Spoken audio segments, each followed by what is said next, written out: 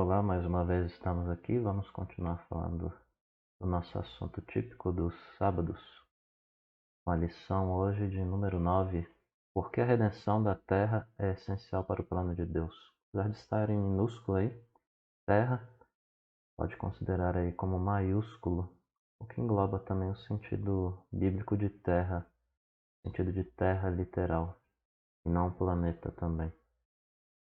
Então, tendo visto aí a pergunta, por que que a redenção é essencial, começo com a citação do Albert Wolters, qual afirma que é bastante impressionante que praticamente todas as palavras básicas que descrevem salvação na Bíblia implicam um retorno a um estado ou situação originalmente bons. Redenção é um bom exemplo. Redimir é comprar livre, literalmente comprar de volta. Redenção é libertar o prisioneiro da escravidão, devolver a liberdade que ele ou ela uma vez desfrutou. Então, eu já começo dizendo que todo o universo físico, e é meio óbvio isso, né? Ele foi criado. E não só isso. Ele foi criado, todo o universo físico, para a glória de Deus. Mas a humanidade ela se rebela e o universo então fica debaixo do peso do pecado, conforme observamos nas páginas iniciais do livro do Gênesis. Então, a sedução de Adão e Eva pela serpente não pegou Deus de surpresa, igual alguns indivíduos tendem a crer. Por quê? Porque Deus ele já tinha um plano para a redenção da humanidade, a criação do pecado aí já estava diante dos olhos dele, né? Corrupção, a morte, todas essas coisas não pegaram Deus de surpresa. Assim como ele promete tornar homens e mulheres novos, ele promete renovar a terra também, pois está escrito em Isaías 65:17: Pois eis que eu crio novos céus e nova terra, e ainda em outra porção, como os novos céus e nova terra que hei de fazer, estarão de mim, diz o Senhor, assim há de estar a vossa posteridade e o vosso nome. Segunda Pedro diz que nós, porém, segundo a sua promessa, esperamos novos céus e nova terra, nos quais habita a justiça.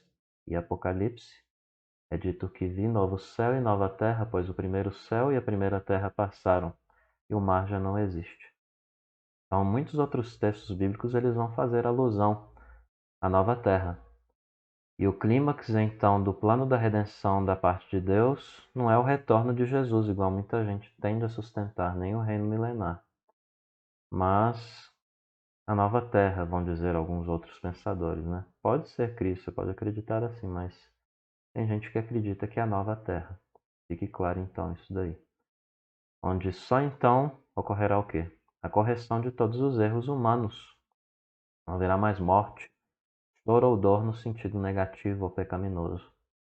Então, choro haverá de alegria, conforme já falei. Então, o plano de Deus, se ele fosse como nós estamos sustentando, desde então, nos princípios aí, no princípio de cada aula e no princípio desse estudo, se o plano de Deus fosse conduzir seres espirituais para um lugar meramente fantasmagórico ou espiritual, ele não faria a renovação dos novos céus e da nova terra, né? Não renovaria essa realidade em que estamos vivendo.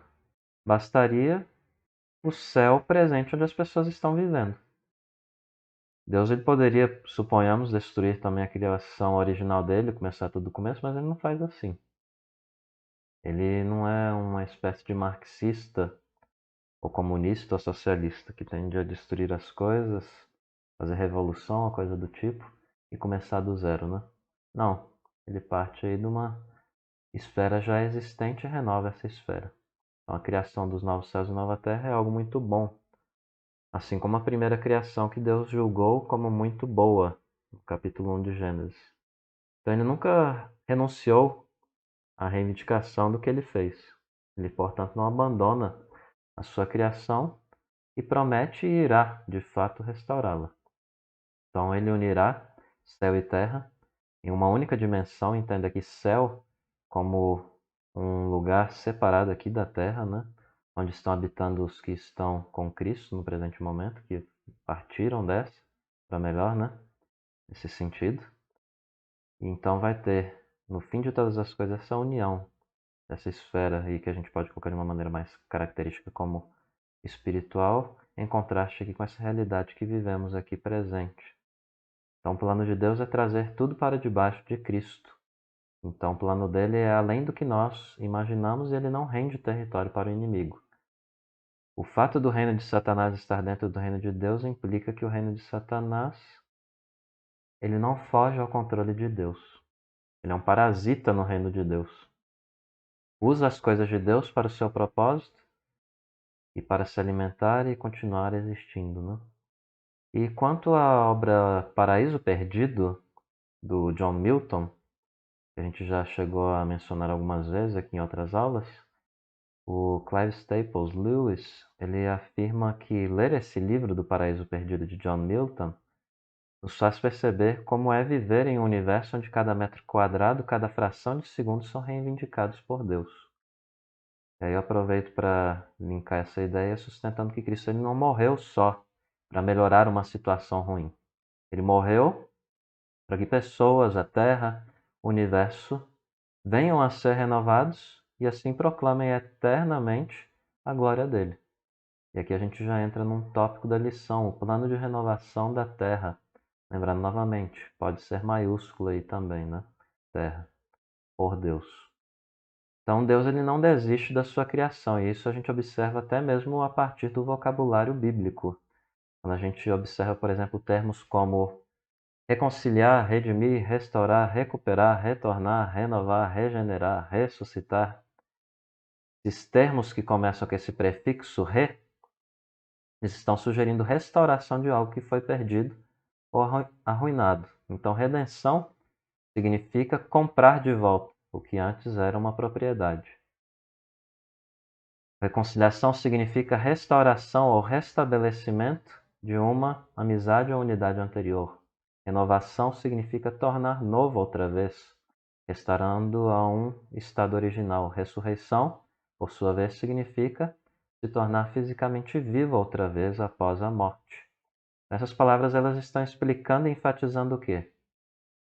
Que Deus, ele nos vê à luz do que ele pretendeu que nós fôssemos. Ou seja, ele pretende nos restaurar ao seu desígnio original. E aqui, novamente, Albert Wolters, ele afirma que Deus não abandona sua criação original caída, ele a recupera. Ele se recusa a abandonar o trabalho de suas mãos. De fato, ele sacrifica seu próprio filho para salvar seu projeto original. A humanidade que arruinou seu mandato original é toda a criação junto com ela. Tem outra chance em Cristo. Nós somos estabelecidos como administradores de Deus na terra. A boa criação original deve ser restaurada. Se Deus quisesse nos mandar para o inferno e começar tudo de novo, ele poderia muito bem fazer isso. Tendo feito, por exemplo, um novo Adão e Eva, mas ele não fez isso, né? Então, ele escolheu redimir o que começou, ou seja, céus, a terra e a humanidade trazendo de volta para seu propósito original. Então, Deus ele é o maior artista da salvação, segundo Randy Alcorn. Ele ama restaurar as coisas à sua condição original e torná-las ainda melhores. E aqui o propósito de Deus em nossa salvação ele pode ser refletido numa frase do hino Aleluia, que Salvador, onde é dito que pecadores arruinados reclamar, né, é o propósito de Deus na nossa salvação. Então reclamar é outra palavra com prefixo re, só para informá-lo. E reconhece que Deus ele tem reivindicação anterior sobre humanos que se perderam, mas que são restaurados e trazidos a um novo nível em Jesus Cristo. E o Salmo 24, verso 1 diz que ao Senhor pertence a terra e tudo que nela se contém, o mundo e os que nele habitam. Então Deus nunca entregou o seu título de propriedade sobre a terra. Ele tem essa terra para si e nunca renunciará a ela para os seus inimigos. E aqui eu trago também uma porção das Crônicas de Nárnia, especificamente do livro O Leão, a Feiticeira e o Guarda-Roupa, onde a feiticeira branca aí, nas palavras de C.S. Lewis, ela é retratada, né, essa feiticeira branca, fazendo um paralelo com Satanás ou com o diabo, como tendo controle sobre Nárnia, tornando este mundo sempre inverno e nunca Natal. Enquanto que aqueles que são leais a Aslan, embora nunca tenham visto ele, né, desejosamente aguardam a aparição dele porque ele pode, e somente ele pode corrigir o mundo, assumindo seu papel como rei justo. Então, antes disso, No entanto, ele haverá de derramar seu sangue redentor, conforme observamos no livro e no filme, né? Na mesa de pedra. E não só os indivíduos de Nárnia, a gente observa que precisam da vinda de Aslan, que é uma simbologia aí para o próprio Cristo, né? E a morte dele na pedra ali, do leão, é a morte de Cristo na cruz. Todo o universo precisa, todo o mundo de Nárnia precisa, né? Fazendo um paralelo, dessa obra e desse rei, o Aslan, ou Cristo. E em 1 João 3,8, de maneira similar, a Escritura afirma que para isso se manifestou o Filho de Deus, para destruir as obras do diabo. Aslan é o rei, é então o grande imperador além do mar, para utilizar a linguagem também das crônicas de Nárnia. E ainda assim, ele delega a responsabilidade de dominar o mundo para os filhos de Adão e Eva.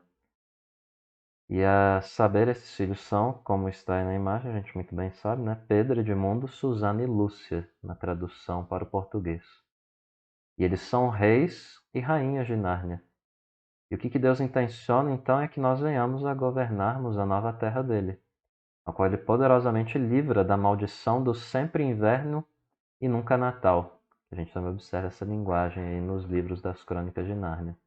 É impossível nós entendermos bem o ministério de Cristo sem termos uma visão maior do plano de resgate da redenção. E mais uma vez o Albert Wolters, ele afirma que os milagres de Cristo são milagres de restauração.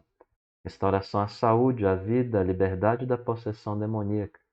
Os milagres de Jesus nos fornecem uma amostra do significado da redenção, uma libertação da criação dos grilhões do pecado e do mal, um restabelecimento da vida criativa como pretendida por Deus. Então Deus ele coloca a humanidade na Terra para habitá-la, governá-la e desenvolvê-la para a glória dele. Esse plano dele haverá de ser cumprido com a humanidade e com a Terra redimida. Então, como eu venho dizendo, o plano de Deus é renovar e não destruir a terra. Tem gente que acredita que Deus não vai utilizar essa terra e que não vai ser nessa terra que é a nova terra. Então, que fique claro, ele não destruirá a terra e nem abandonará seu plano original. Não vai colocar em prática um plano com uma terra que não é terrena. Isso, em parte, é por conta de uma teologia fraca, essas sustentações aí ou asseverações, conforme coloco aí para vocês. A teologia fraca enxerga Deus como inventor frustrado e, consequentemente, leva pessoas a desprezarem o que ele criou. Então, a consolação para o nosso coração não está em Deus só resgatar algumas pessoas. Ele tem um grande plano e não jogará a Terra, o planeta Terra, na lata de lixo. Então, aqui para mais um tópico da nossa lição, a gente vai ver aqui que a nova Terra é a velha restaurada. É a velha Terra restaurada. A velha Terra é essa onde nós estamos vivendo. E eis aí o que temos em Atos 3,21 aqui do ensino de Pedro, qual afirma que a Cristo é necessário que o céu o receba, né, até aos tempos da restauração de todas as coisas, de que Deus falou por boca dos seus santos profetas desde a antiguidade. Então, o tempo está chegando quando Deus haverá de restaurar todas as coisas. Isso aqui vai além de restaurar um povo desincorporado a uma comunhão em um reino desincorporado ou meramente espiritual e não físico. Então Deus ele vai restaurar pessoas e essas pessoas são seres físicos. Serão, né, melhor dizendo, seres físicos e justos. Então, não só eles serão renovados e ressuscitados, todo o universo será. E a restauração é algo prometido por Deus por meio de seus profetas antigos. Os profetas eles estavam preocupados com a terra, entenda novamente terra, como a matéria e terra também como o planeta Terra. E eles estavam preocupados com essa terra, essa herança, a cidade de Jerusalém, uma terra na qual eles pisariam os seus pés. E o Messias, então, ele haverá de voltar do céu para a terra, lembrando do texto de Atos. Você consegue encontrar lá na região próxima ali de Jerusalém o local exato onde Jesus ascendeu. Você consegue pesquisar isso na internet. É uma espécie de capela lá e inclusive a rocha que eles acreditam que foi a rocha na qual ele pisou e da qual ele ascendeu aos céus, lá no Oriente Médio, atualmente, né? Mas para lembrar de que ele ascendeu daquele lugar, ele haverá de voltar, dizem alguns teólogos, naquele mesmo lugar do qual ele subiu, para restaurar essa terra na qual ele pretende viver conosco para sempre. E Lucas, falando da profetisa Ana, uma mulher com seus 84 anos aproximadamente, pressupomos, adorava no templo de noite e dia, jejuando e orando. E ao ver o bebê Jesus, ela se aproximou de José e Maria, e aí, conforme o relato, dava graças a Deus e falava a respeito do menino a todos os que esperavam a redenção de Jerusalém. Então, o povo de Deus esperava por redenção. Mas não era só uma redenção deles, de suas famílias, da comunidade. Era uma ressurreição também para a cidade de Jerusalém. E também seria então a redenção de Israel. Na foto aí é uma visão atual, né? De uma outra perspectiva. Lá ao fundo, imagino eu que seja o Monte das Oliveiras, com o cemitério, que tem fora da cidade antiga. E onde tem essa cúpula aí, luminosa aí, com o sol pegando no topo dela, é uma mesquita. Se você quiser saber do Santo dos Santos, essas questões, a região do Santo dos Santos, o Templo de Jerusalém ficava justamente nesse lugar aí, ó, o Monte do Templo, onde também Abraão ele levou o filho dele Isaac para ser sacrificado, o monte, né? É esse lugar aí, os relatos de Gênesis e do período ali onde você observa os templos de Israel. E tem uma menina no YouTube brasileira que foi morar lá, já acho que já tem uns 10 anos, que trabalha como uma pessoa que guia turistas. Ela tem no canal dela, posso passar para vocês depois, ela visitando. Ela teve a oportunidade de visitar e entrar dentro dessa mesquita, mostrar a pedra que existe lá dentro, no centro dessa mesquita aí, e muitos pressupõem ser a Pedra do Santo dos Santos, do Templo de Jerusalém. Lembrando que tem muita escavação arqueológica ao redor aí, e existem arqueólogos que acreditam que há mais coisa abaixo disso daí, né? Você consegue, se você já foi a Jerusalém ou puder ter a oportunidade de ir a Jerusalém, se informe disso. Há como você entrar no subterrâneo aí do muro ao redor do templo, pegar as bases, os fundamentos dos muros do templo. E algo bem exagerado da figura de Herodes, que construiu esse último templo de Jerusalém, não esse templo que está na figura, né? Que é a Mesquita de Omar, se não me engano, o nome dela. Você tem a base desse templo, até as pedras da base, do fundamento dos muros ali, melhor dizendo, não do templo. Que entenda quando você fala templo, as pessoas englobam também o muro, alguns estudiosos. Mas os muros ao redor do templo, as pedras todas talhadas e todas cheias de acabamento, para você ver tanto que era a loucura desse Herodes nas suas construções, que os antigos e os historiadores atuais dizem. Mas prosseguindo, mais uma figura aí de Jerusalém, né? Cidade antiga. Assim como foi prometido a todas as nações bênçãos por meio de Abraão, a redenção de Jerusalém e Israel também diz respeito à redenção da própria terra e do universo, que fique claro isso aí para nós. Sendo Jesus o agente dessa redenção, o Messias, o rei desses indivíduos redimidos, da própria Jerusalém redimida e de uma terra redimida.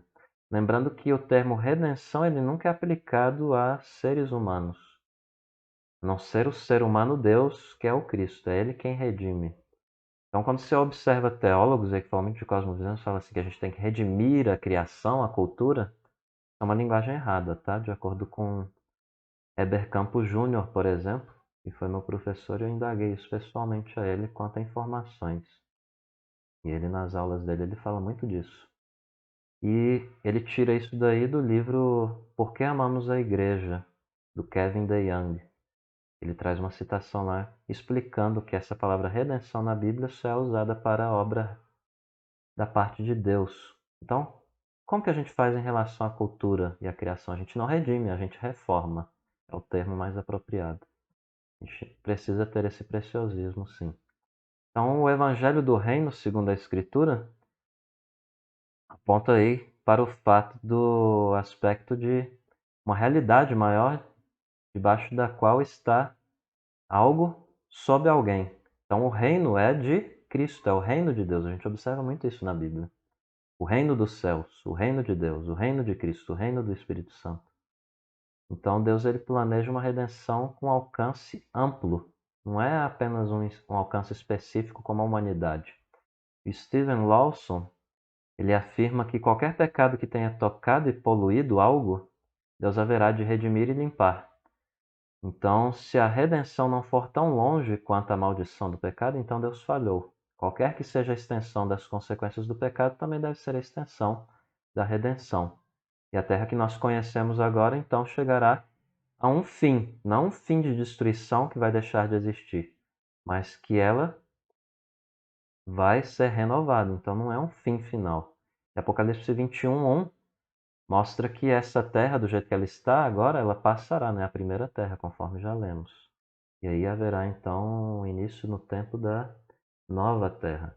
Por que eu acredito que Deus não destrói essa terra e começará uma nova, mas sim que ele renova essa daqui, removendo as suas impurezas e todos os aspectos do pecado? Porque a palavra grega para novo em Apocalipse, lembrando que no grego você tem duas palavras para novo, novo a partir do zero e novo a partir de algo já criado, que é o caso aqui nesse texto de João, Apocalipse. Em sua obra de maneira geral, ele utiliza esse segundo sentido. Novo de renovação, não de novo a partir do zero. Então que fique aí bem destacado, para não achar que isso é coisa da minha cabeça ou de alguns teólogos. É a própria Bíblia que coloca. Então, quando as pessoas, por exemplo, elas passam, só para esclarecer mais essa questão, deixam essa vida, né, quando morrem, elas não cessam de existir. Então, assim como seremos criados para sermos novas pessoas, renovadas, entenda novo nesse sentido, a Terra também será semelhantemente a mesma questão, renovada, nova nesse sentido, não do zero, mas a partir daquilo que ela já é. E Pedro, por exemplo, ele aprende essa noção da restauração com Jesus e vários outros apóstolos, né? Quando a gente observa na Bíblia. Esperando, por exemplo, por recompensa ou louvor, esse Pedro, à luz desse texto aí de Mateus 19:28, ele diz para Jesus o quê? Que os discípulos deixariam tudo para segui-lo, de maneira que o próprio Cristo não o repreendeu, né? Olha o que está escrito aí. Na regeneração, filho do homem, se assentar no trono da sua glória, também vos assentareis em 12 tronos para julgar as 12 tribos de Israel. Lembrando que os 12 anciãos lá dos 24, 12 do novo, a gente acredita que são os apóstolos, enquanto que os outros 12, somando 24, totalizando 24, né? Melhor dizendo, eles são os representantes das 12 tribos de Israel. Lembrando Israel e igreja como uma só coisa, em diferentes dispensações, uma única aliança. Se tiver dúvida quanto a isso, leia o livro Cristo dos Pactos, do Palmer Robertson. Então Jesus ele não fala nesse texto, e a Bíblia não fala de destruição ou abandono de coisas, mas de renovação. Por quê? Porque a humanidade foi feita para viver na terra de Deus para a glória de Deus. Então, é isso que assegura a nós aí e nos dá certeza da encarnação, morte e ressurreição de Jesus, e aponta também para uma humanidade renovada. Quando você abre lá em Colossenses, é dito que Cristo ele é a primícia da ressurreição, é o primeiro da ressurreição. E o que mostra também a continuidade no livro de João, as marcas da cruz, dos pregos, né, melhor dizendo, daquilo que traspassou ele, né, diante daquele discípulo incrédulo. Então isso aponta também para a continuidade da vida anterior, no aqui e agora, com a vida futura, em uma terra renovada. E aqui eu quero também destacar uma outra palavra grega para vocês, só que essa aí está em Mateus 19:28, né? Que é a palavra ou o termo palingenesia. Lembrando que nós temos dois gamas aqui no meio, permita-me assinalar para vocês, que tem gente que lê essa palavra de maneira indevida. São dois gamas. Se você lembra da matemática, e quem estuda matemática vai saber. Dois gamas aqui, ó, ou física. mais física, acredito eu, né? Pi, alfa, lambda, iota, temos aqui o gama, né? Dois gamas. Quando a gente tem dois gamas na leitura grega, do grego antigo, você lê esse G, trazendo para o nosso português, como N. Então é palingenesia no português. E não paligenesia ou genesia. Então é palingenesia. E não o som de Z no sigma, porque o sigma, mesmo aparecendo uma vez, diferente do português, o S, né? Ele aponta para o sinal sempre de SS e nunca de Z, porque no grego você tem uma letra específica para o som de Z, que é o zeta, que é o nosso Z, fazendo um paralelo, né? Lembrando que nosso alfabeto não é a mesma ordem das letras e consoantes como no grego. O gama aparece no começo do alfabeto e não lá como o nosso G, depois de A, B, C, D, E, F, G.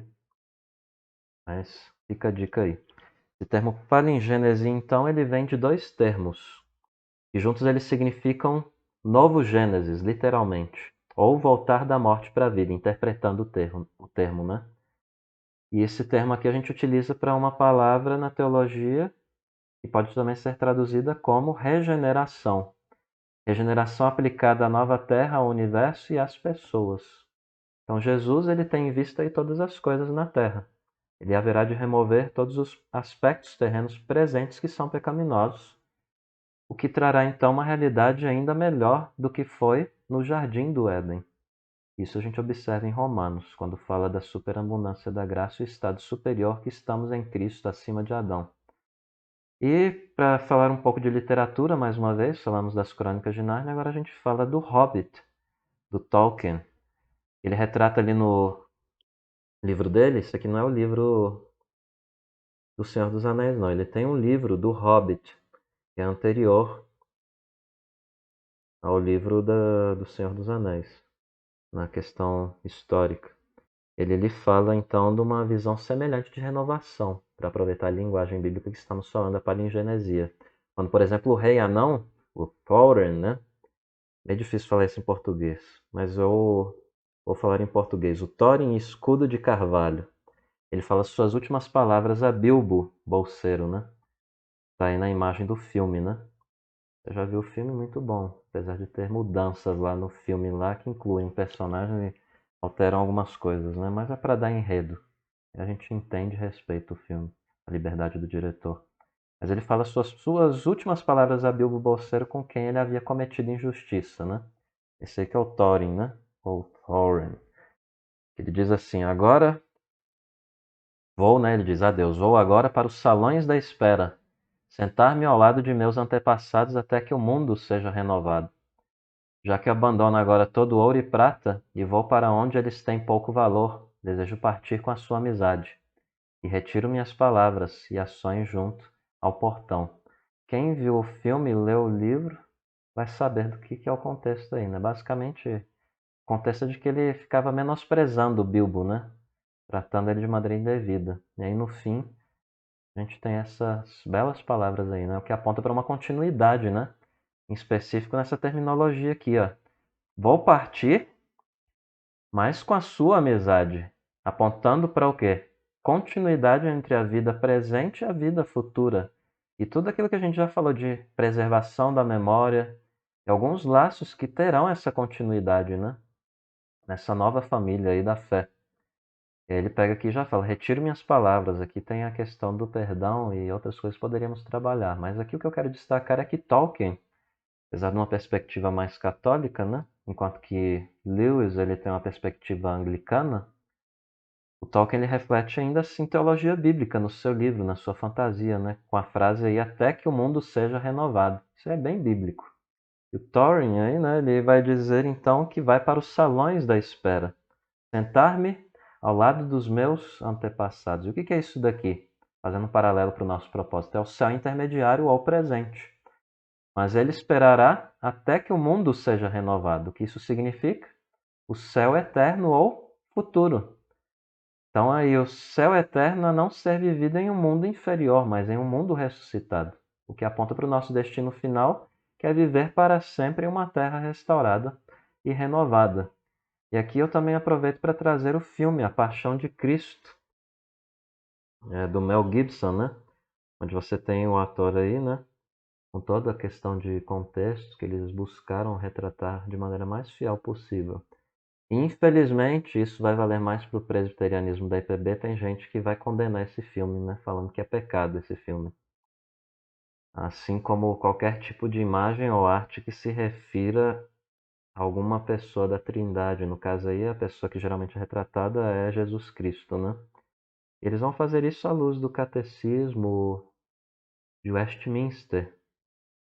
Mas saiba que a visão da Igreja Presbiteriana do Brasil quanto à questão de material didático infantil com figuras de Cristo, isso aí já tem resoluções. Basta você pesquisar no Calvinos. Isso é uma discussão desde antes da década de 70 e 60. Você vê o povo discutindo isso nos documentos da igreja que estão todos disponíveis publicamente do Supremo Concílio ou da Assembleia Geral, quando era antes chamada, né? Era chamado o Supremo Concílio. E lá a ideia sempre foi: o pecado, de acordo com o Êxodo, é criar para adorar. Essa é a visão da Igreja Presbiteriana do Brasil. Mas sim, existem neopuritanos, vão dizer alguns teólogos, ou eles mesmos se denominam como puritanos ou presbiterianos, com todo respeito, eu não estou menosprezando alguém, porque tem sempre gente que vai dizer que eles são neo, ou eles mesmos vão se dizer que são puritanos ou presbiterianos, enfim. Dependente da ótica vista, eles vão se colocar como os certos, né? Mas saiba que existem essas duas visões. Lembrando que essa visão de que é pecado refletir a visão ou fazer arte com a figura de Cristo, por exemplo, eles dizem que é quebrar o mandamento lá de não criar imagens, né? Eles acreditam assim, mas a IPB não tem essa posição formalmente e exposta. A visão deles é bem declarada que é criar para adorar. Por isso que a gente tem revista infantil com imagens e coisas do tipo. Você fique à vontade para acreditar no que você quiser ou julgar ser mais bíblico. Não vou entrar aqui no mérito do que é certo ou errado, mas entenda aí ou considere o contexto histórico por detrás dos símbolos de fé e o rompimento catolicismo e protestantismo, que você vai entender um pouco melhor essa questão, que eu acho que é onde está o ponto essencial aí. Além do ponto do próprio texto bíblico de Êxodo 20, melhor dizendo. E ali o contexto de 20 em geral. E aqui é dito, em especial no filme A Paixão de Cristo, esse Jesus Cristo, né? Quando ele está se dirigindo ao Calvário, você lembra? É um filme já antigo, né? Alguns eu acredito que não eram nem nascidos, talvez, que estão me ouvindo, quando esse filme talvez foi lançado.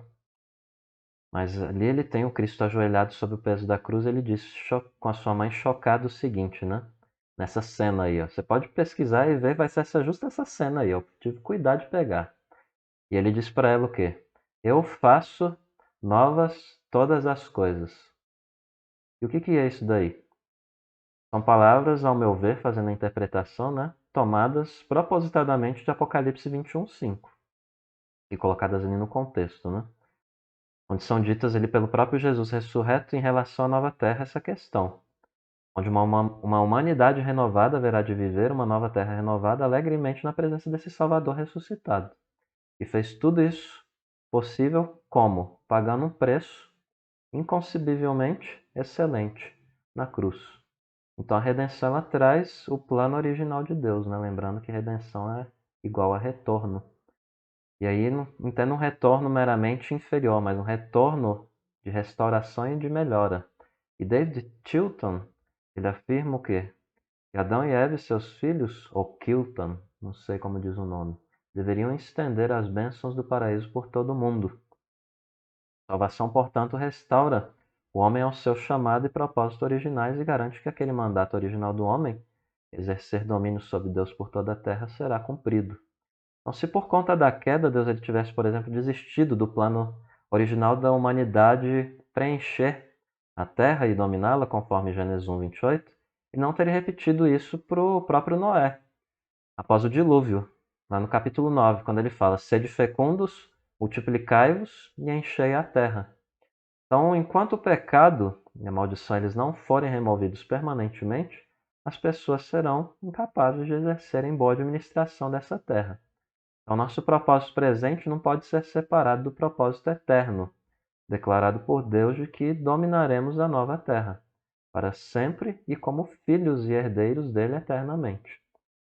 E aí eu trago o Catecismo de Westminster, em especial breve, que afirma, né, logo na primeira pergunta, isso aí é o coração do Catecismo, né, onde é dito aí que o fim principal do homem é glorificar a Deus e alegrar-se nele para sempre. E explicando isso e destrinchando isso, glorificarmos a Deus e encontrarmos alegria nele, nós fazemos isso na medida em que fazemos o que fomos feitos para fazermos. O que inclui, obviamente, servi-lo, como seres ressuscitados em um universo ressuscitado. O plano de Deus não está aquém disso ou é menor que isso. O plano dele é universal, é global, é enorme. E em 1 Coríntios 15, 22, 25, capítulo da ressurreição, né? Os teólogos dizem, de Coríntios, é dito que, porque assim como em Adão todos morrem, assim também todos serão vivificados em Cristo, cada um, porém, por sua própria ordem. Cristo as primícias, depois os que são de Cristo na sua vinda. Então virá o fim, quando ele entregar o reino ao Deus e Pai, quando houver destruído todo o principado, bem como toda potestade e poder. Porque convém que ele reine até que haja posto todos os inimigos debaixo dos pés. Então o reino de Cristo ele não cessará. Ele continuará reinando conforme já está reinando e já estava reinando antes mesmo de encarnar. Porque ele é rei de tudo que ele criou. Isso engloba o próprio inferno. Ele é rei e o inferno está no domínio dele. É o reino dele.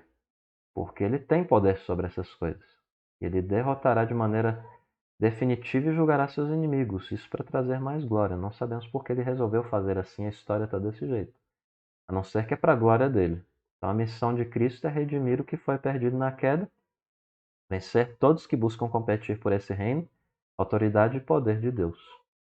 Então, quando tudo for colocado debaixo dos pés de Cristo, no sentido de consumação, não que não esteja, mas quando Deus reinar sobre tudo, todos e sobre a humanidade, e a humanidade também reinar sobre a terra, como reis sobre Cristo, como mordomos, né? A figura da mordomia, do escravo, responsável pela dispensa. Então, o Rei dos Reis haverá aí de trazer tudo como Deus pretendeu. A rebelião acabará, não haverá mais tempo de rebelião. O universo e todos que servem a Cristo participarão na alegria e da alegria do Mestre. E os céus físicos constantemente estarão e continuarão a declarar a glória de Deus, como está lá no Salmo 19, específico no verso 1 e 2. Os céus proclamam, né, a glória de Deus. Isso será de maneira ainda mais magnífica e gloriosa. Trago também aqui o texto de Números 14, 21, onde é dito que mesmo sobre a terra debaixo da maldição, Deus diz o quê? E toda a terra se encherá da glória do Senhor. Especificamente o texto de Números é o que está entre aspas. Então o universo ele haverá de ver uma exibição ainda maior da glória de Deus, que envolverá homens, mulheres, e não só isso, deixa eu expandir isso aqui para você. Nações, territórios, não só a Terra, mas o universo inteiro. Por isso a foto aí com a Terra, olhando para o espaço, né? Então a glória de Deus, diz Isaías, o profeta, se manifestará. E toda a carne verá. Então na Terra Deus já promete isso, né? Salmo 85, verso 9, também a gente observa esse Deus glorificado sendo central, né? Tem como outro texto que eu vou trazer aqui para vocês, de Ezequiel. Mas olha o que está aqui. Próximo está a sua salvação dos que o temem, para que a glória assista em nossa terra. E eis que do caminho do Oriente vinha a glória do Deus de Israel, e a terra resplandeceu por causa da sua glória. Nesses dois textos aqui, esses dois últimos, a palavra para terra é essa daí que está na tua tela. A palavra hebraica que você lê da direita para a esquerda. 3 consoantes porque no hebraico não existe aquilo que a gente entende como vogal. A palavra é lida como Eretz. Então Ezequiel ele viu a glória de Deus nos portões de Jerusalém. Isso aqui não manifesta então, essa palavra hebraica Eretz, ou terra literalmente, não manifesta um lugar imaterial. No próprio Antigo Testamento você já vê uma reflexão quanto a essa realidade escatológica implícita nesses textos aí que aponta para essa terra renovada também, né? Então é um lugar físico, é uma terra palpável. Então, para entender então o motivo que Pedro, por exemplo, prega promessas de Deus por meio desses profetas quanto à restauração de todas as coisas, como a gente observa em Atos 3:21, é útil também a gente considerar aqui alguns textos que prometem que a glória de Deus será manifesta a todas as nações da terra e particularmente na Nova Jerusalém. Eu pessoalmente acredito que Deus preservará a identidade de algumas cidades que continuarem existindo ali naquela naquele momento em que ele voltar, especificamente. Então, se suponhamos que a gente tem Jerusalém existindo ali, o que é meio óbvio, né? Que a Bíblia está prometendo, nessa minha interpretação, obviamente. Ela continuar existindo, ela continuará existindo. Então, tem teólogos que vão dizer, não entenda a Nova Jerusalém como um mero sinônimo à nova terra restaurada, mas sim como um lugar dentro da terra restaurada. A cidade de Jerusalém restaurada dentro dessa terra restaurada, no universo restaurado. Então, todas as nações, diz o Salmo 102, temerão o nome do Senhor e todos os reis da terra a sua glória, porque o Senhor edificou a Sião, apareceu na sua glória. Mesmo que alguns textos possam vir a se referir especificamente à terra presente, entenda que existe uma continuidade, uma verdade continuada para o futuro, tá? Porque tem muitos textos que têm esse sentido mais profundo e aponta para essa continuidade. Não se fará mal nem dano algum em todo o meu santo monte, porque a terra se encherá do conhecimento do Senhor, como as águas cobrem o mar. Naquele dia, recorrerão as nações à raiz de Jessé, que está posta por estandarte dos povos. A glória lhe será namorada. Se você quiser ver um estandarte só por informação, confere lá o nosso Instagram, que tem um achado arqueológico dos sumérios, num exemplo de estandarte, onde reflete a vida do povo comum ali. É um azulzinho pequenininho. E Isaías 66 é dito que eles anunciarão entre as nações a minha glória, trarão todos os vossos irmãos dentre todas as nações por oferta ao Senhor, sobre cavalos em liteiras e sobre mulas e dromedários ao meu santo monte, a Jerusalém, diz o Senhor. E Ageu, pois assim diz o Senhor dos Exércitos, ainda uma vez dentro em pouco farei abalar o céu, terra, mar, terra seca. Farei abalar todas as nações, coisas preciosas de todas as nações virão. E encherei de glória esta casa, diz o Senhor dos Exércitos. Tem teólogos que pegam esse texto aqui e apontam para a escatologia, lembrando que a tecnologia e toda a arqueologia, melhor dizendo, a arquitetura, não arqueologia, confundi a palavra, arquitetura, tecnologia e vários outros bens e coisas características de certas culturas estarão no céu porque teremos pessoas de todas as tribos, línguas e nações, conforme está bem claro em Apocalipse, né? O que aponta aí para a plenitude da criatividade de Deus por meio do seu povo, né? Singularidade de cada cultura estará presente, comidas diferentes, isso tudo vai ter lá no céu. Então o reino e o domínio de Deus não são sobre o que acontece em algum lugar remoto, em um lugar não terreno. É sobre esta terra. É algo que Deus criou para a sua própria glória. É o Deus que liga a sua glória à sua terra e tudo mais conectado a ela, como a humanidade, animais, árvores, rios, tudo. E não entende isso aqui no sentido oriental que a gente encontra, por exemplo, na China, Japão e outras nações com as suas religiosidades que misturam Deus com a natureza, não, tá? Vai dizer que Deus ele é a natureza ou tudo é Deus. Não estou falando de panteísmo ou de panenteísmo aqui, não. E Isaías 6,3, um outro texto. Santo, santo, santo é o Senhor dos Exércitos, toda a terra está cheia da sua glória. Isso daqui é uma espécie de hiperlativo. Como a gente não tem como fazer a palavra no hebraico santíssimo, a gente tem aí a palavra repetida 3 vezes, né? Que tem a ver com a questão do kadosh ou kadesh, dependendo do contexto ou o termo que se utilizar. Então, o hebraico aqui pode ser traduzido como a totalidade da terra é a sua glória, né? Sua glória é manifesta em sua criação. Então, a terra não é algo descartável. O que eu quero deixar claro para você é que ela é essencial para o plano de Deus. Porque ele promete que toda a terra será preenchida com sua glória, então ele haverá de cumprir isso. E aqui eu trago o autor do livro-texto que a gente tem buscado seguir, né? Que é o Randy Alcorn, que afirma que Deus tem suas mãos na terra. Novamente, entenda a terra aqui no sentido maiúsculo e minúsculo. Ele não deixará a terra, mesmo que isto exija que suas mãos sejam perfuradas por pregos. Tanto sua encarnação e aqueles pregos o seguram à terra e ao eterno futuro dela. Em uma obra de redenção muito maior do que a maioria imagina, Cristo comprou e pagou pelo nosso futuro e pela terra. E aqui temos mais um tópico da nossa lição, que é uma visão da nova terra. E aí eu digo que mesmo nós não tendo, melhor dizendo, a expressão nova terra em textos como Isaías 60, 65 e 66, ainda assim tem uma descrição ali. Por quê? Apesar de não aparecer a palavra nova terra, a linguagem da nova terra está ali. Então você tem que entender, porque tem muita gente que tem uma hermenêutica furada, interpretação de texto indevida, e fala assim, eu só posso falar que é nova terra se tiver a palavra nova terra lá. Se for assim, então a gente não pode fazer muita coisa na nossa vida atualmente, porque não apareceu na Bíblia. Porque lá não tem um mandamento que fala que você não pode usar computador, tocar guitarra, ou coisa do tipo, então você vai ter que tocar harpa, cítara ou outra coisa, né? Não pode usar microfone porque não tinha microfone lá na Bíblia, ou coisas malucas assim, né? Então Isaías ele serve aí de comentário até para Apocalipse 21 e 22.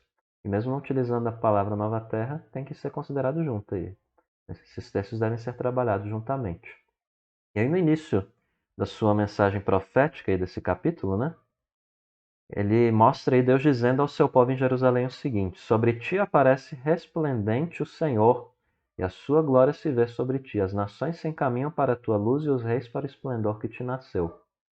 Então, o povo de Deus, considerando esse texto, esse aqui que eu vou ler, ele tem um futuro glorioso, e esse futuro glorioso aí desse povo de Deus é de nações da terra, reis participando e se beneficiando da nova Jerusalém, a nova terra renovada e gloriosa. Olha aí o que está escrito. Todos estes se ajuntam e vêm ter contigo. Alguns teólogos da escatologia interpretam isso como pessoas viajando para Jerusalém, tá? Só a título de informação. Enquanto outros vão entender isso aqui como uma nova terra, Nova Jerusalém como nova terra. E esse será então um tempo de regozijo, sem precedentes. Olha o que está escrito aí. Então o verás e serás radiante de alegria. O teu coração estremecerá e se dilatará de júbilo. E nessa nova terra, então, as nações renovadas trarão seus maiores tesouros para a cidade glorificada, né? Olha aí. A abundância do mar se tornará a ti, e as riquezas das nações virão a ter contigo. Daquilo que eu falei com vocês, a tecnologia, a cultura, tudo será levado, né? Continuidade, memórias. E Isaías ele também prossegue dizendo de animais, né? De várias nações da terra, né? Na nova terra. E imagina aí você, possivelmente animais que você nunca viu e nunca tomou ciência porque já ficaram extintos. Possível que venham a existir. Sim, você pensou em dinossauro e eles realmente existiram, como os fósseis aí apontam, se você acredita que aquilo ali é dinossauro, que a gente não acredita, né? Mas é possível sim que haja esses dinossauros trazidos à ressurreição, sim. A multidão de camelos te cobrirá, os dromedários de Midian e de Efa. São pessoas redimidas, são descritas como que viajando de lugares distantes para essa Jerusalém glorificada, né? Sabá, lembra lá da rainha de Sabá lá diante de Salomão, né? Ouviu de longe. Isso aí você pode fazer alguns paralelos legais, mas olha aí, todos virão de Sabá, trarão ouro, incenso e publicarão os louvores do Senhor. São pessoas que vivem em ilhas, por exemplo, adorarão a Deus. Navios virão de, e aí prossegue o contexto de Isaías 69. Tarsis para trazerem seus filhos de longe, e com eles a sua prata e o seu ouro para a santificação do nome do Senhor teu Deus e do Santo de Israel, porque ele te gloriou, né? Você vê muito esse aspecto aí. O povo específico de Deus, Antigo Testamento, né? Porque o foco era esse, o povo de Israel como povo de Deus, e várias outras nações vindo para adorar junto com o povo de Israel, segundo a carne, né? O grande Deus de Israel. E aqui uma figura da Itália, né? Se não me engano, não. Acho que é Espanha ou Alemanha essa daqui. Eu confundi com com o lugar de governo lá da Itália, que tem um lugar bem semelhante com esse daqui. Aquela bandeira ali está tudo indicando que é Espanha ou Alemanha. Mas muitos não são acostumados com a ideia de nações, né? Governantes, civilizações no céu, né? Mas Isaías ele está mostrando justo isso daí. Está mostrando essa ideia de diferentes culturas, né? Adicionada em Isaías as palavras que até mesmo João aplica à Nova Jerusalém no capítulo 21, versículo 25 e 26 do Apocalipse, né? Quer ver? Confere aí, ó. Primeiro aqui, Isaías 60, 11. As tuas portas estarão abertas de contínuo, nem de dia nem de noite se fecharão, para que te sejam trazidas riquezas das nações e conduzidos com elas os seus reis. A glória do Líbano virá a ti, o cipreste, o olmeiro e o bucho conjuntamente. Lembrando que relato ali do Líbano para a construção das questões do templo, né, de Salomão, só para você situar. O Líbano é conhecido pela madeira no Antigo Testamento, as grandes árvores do Líbano. E você vê até hoje na bandeira do Líbano, né? A árvore do Líbano lá, estampada no centro da bandeira. E por sinal a culinária deles é boa, viu? Isaías 60, 14. Os filhos dos que te oprimiram prostrar-se-ão até as plantas dos teus pés, todos os que te desdenharam, e chamar-te-ão cidade do Senhor. O que esse texto aqui a gente diz? O coração das nações transformado nas atitudes deles para com Deus, o povo de Deus e a cidade de Deus, né? Então Deus ele promete a Nova Jerusalém que te reconstituirei, ou constituirei, né? Glória eterna, regozijo de geração em geração. Então isso aí não é um período de prosperidade temporário, uma espécie de milênio aqui na Terra, igual tem muita gente que quer dizer, né? Que esse texto aí fala de um milênio que Deus vai trazer aqui para essa Terra. Não, dentro da perspectiva que a gente está trabalhando aqui, o milênio já está acontecendo, né? É entre a primeira vinda de Cristo e um pouco antes da segunda vinda de Cristo. Quando então depois desse milênio aí vem, antes da segunda vinda, ainda, né? Tribulação e as últimas coisas ali, né? Armagedon e coisas do tipo. Então pode ser aplicado de certo modo essa prosperidade ao aqui e agora, mas é ainda mais na vida eterna, né? Não é limitado a um tempo, né? A não ser que seja entendido aí como tempo eterno, né? É isso que eu quero dizer, para todas as gerações. Jerusalém, então, ela será beneficiada, de acordo com Isaías, prosseguindo ainda na análise do capítulo 60, beneficiada de todos os grupos aí de pessoas e seus governantes, né? Está escrito: mamarás o leite das nações e te alimentarás ao peito dos reis. Aplicando isso aqui de maneira escatológica, não sei se está ficando claro para você, é o quê? Que haverá esse ajuntar das questões culturais, da culinária, tecnologia, a história desses povos, as características físicas desses povos, pessoas de todas as nações habitando uma eternidade, né? E o cumprimento dessas promessas aí testemunhará a grandeza desse Deus grandioso. É dito ainda em Isaías: saberás que eu sou o Senhor, o teu Salvador, o teu Redentor, o poderoso de Jacó. Deus ele promete algo aí que nunca foi verdadeiro para Jerusalém terrena, né? Vão dizer alguns teólogos.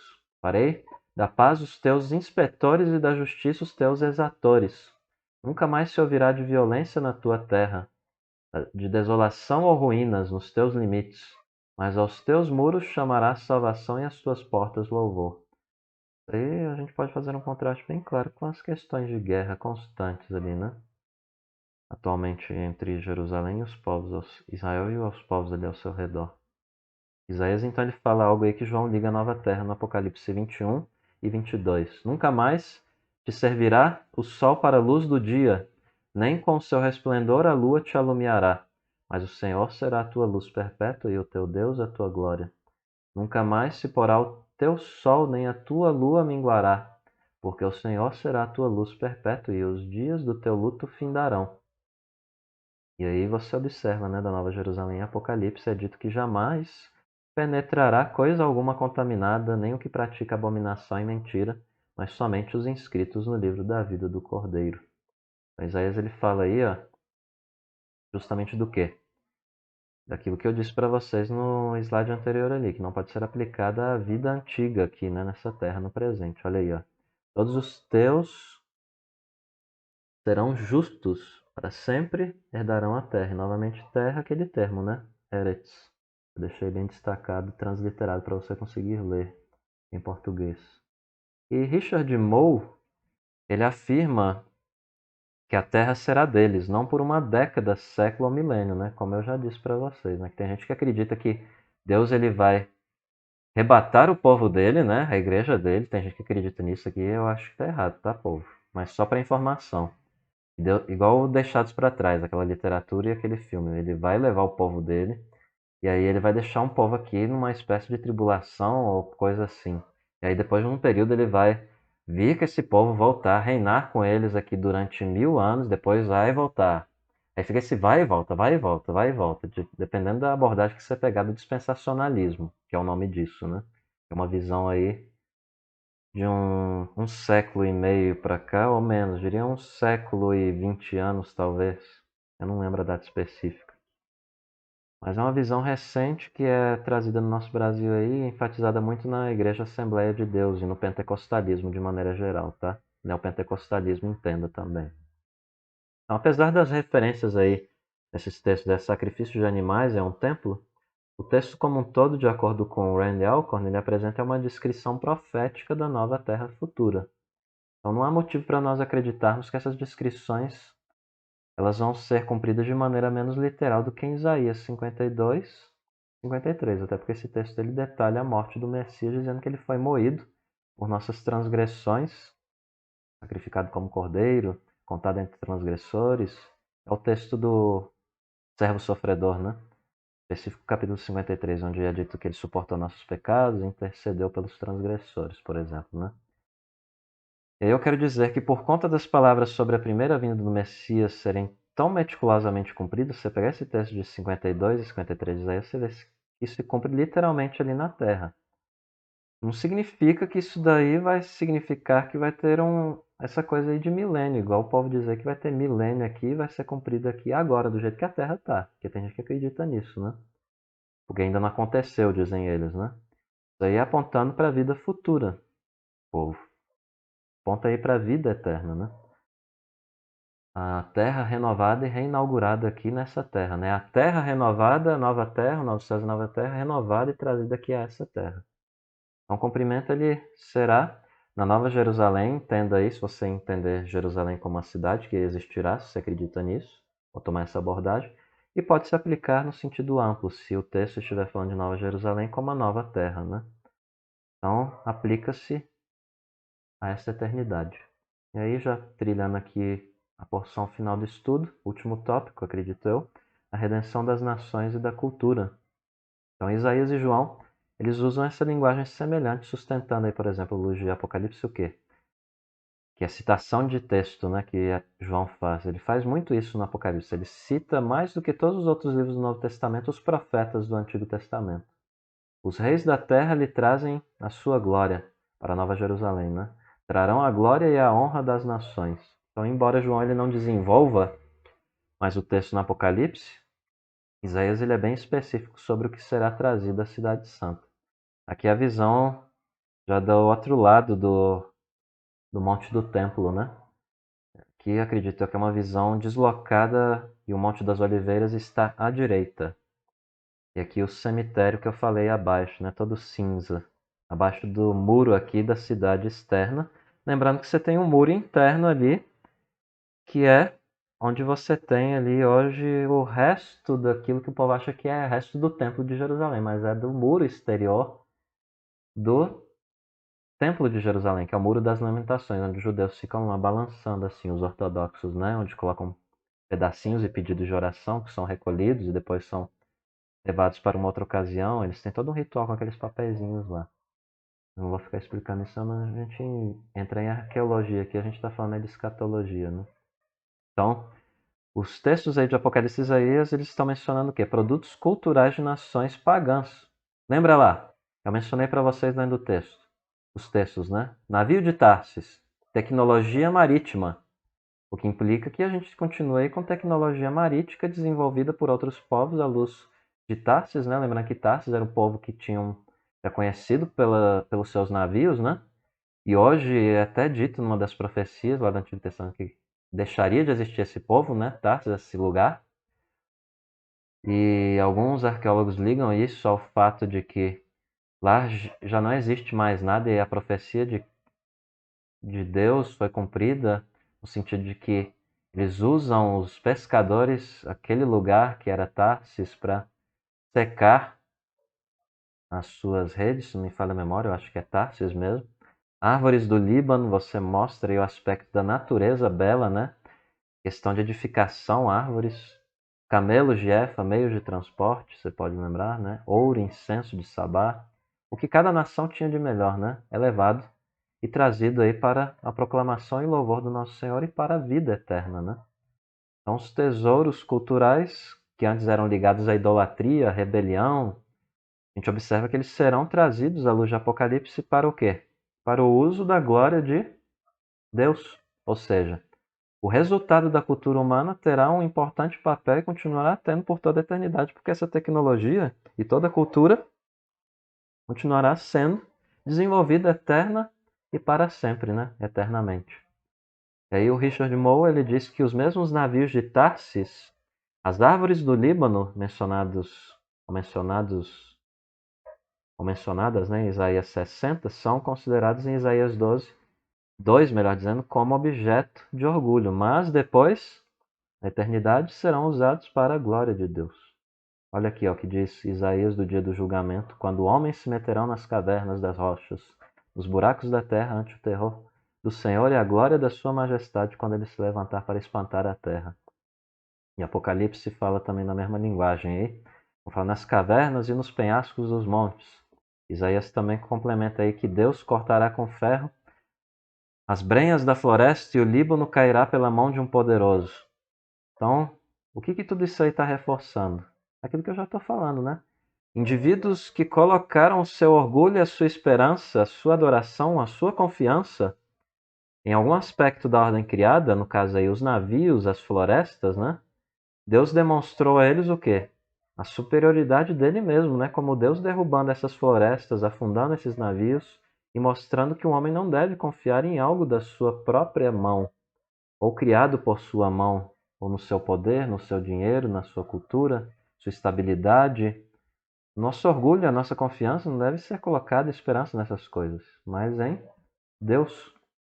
E aí as florestas do Líbano e os navios de Tarsis, eles são destacados no julgamento então futuro de Deus. Mas olha como que eles aparecem então na cidade santa, como instrumentos para serviço de Deus, né? Então é um paradoxo aí que vários textos bíblicos ensinam para nós de destruição e renovação, né? Destruição no sentido de destruir o aspecto pecaminoso e aquilo que é bom, eles renovam. Ou seja, eles usavam o navio para a sua própria glória. Deus vira e fala: eu vou usar para a minha própria glória. A criação do homem é criação minha. O homem cria porque eu sou o criador, né? Então, o que é agora usado para os propósitos orgulhosos e idólatras será usado, trazendo aí na nossa tecnologia atualmente, né? Para a glória de Deus. Então, não existe nada de errado, que fique claro aí, com navios, madeira, ouro, camelos, sendo que o que Deus destruirá no seu julgamento é o uso idolátrico e maligno dessas coisas, né? Aquele diálogo que eu sempre falo com vocês. Desejos são coisas ruins? Talvez sim, talvez não. Você pode desejar ter bons filhos, filhos educados, uma boa esposa. O problema é quando você pega essas coisas e torna elas coisas com as quais você não consegue viver sem. Quando você não tem, aí você fica caindo em prática pecaminosa, né?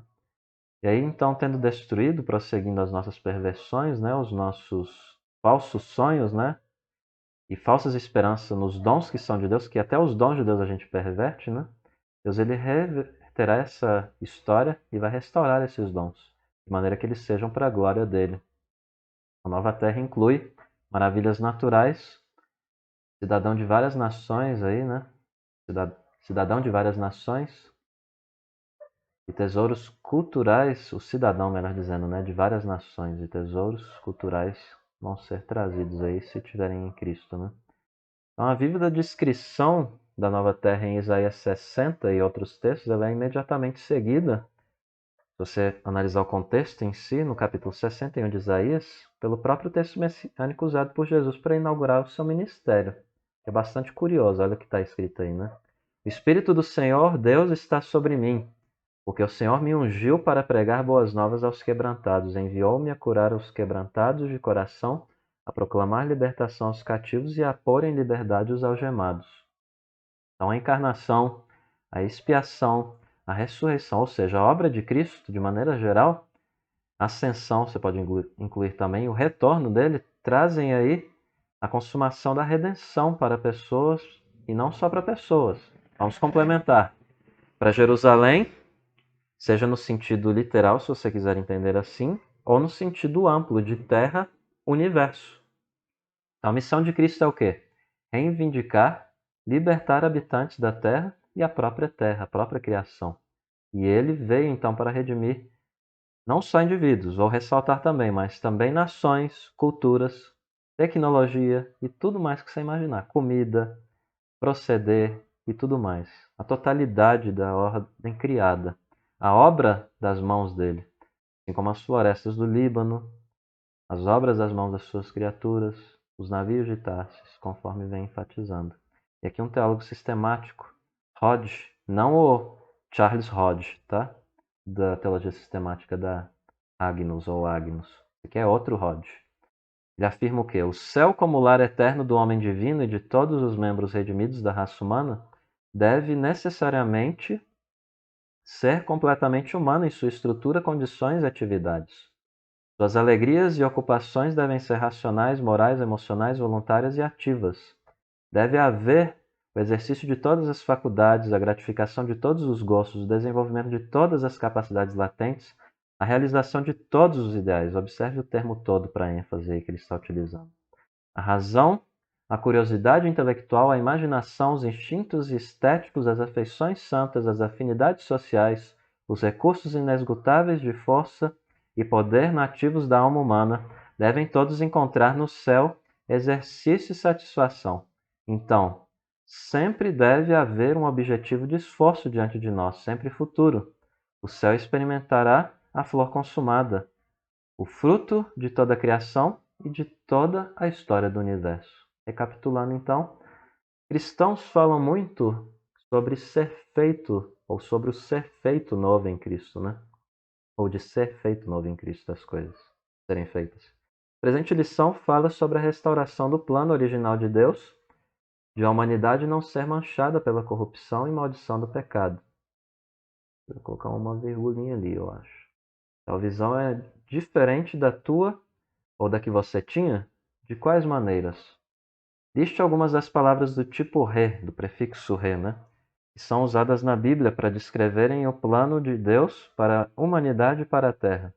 Como essas palavras ajudam a moldar o teu entendimento das três fases da história da Terra.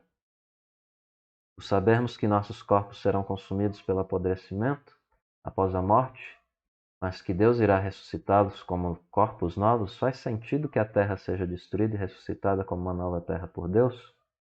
Essa é uma ideia diferente para você?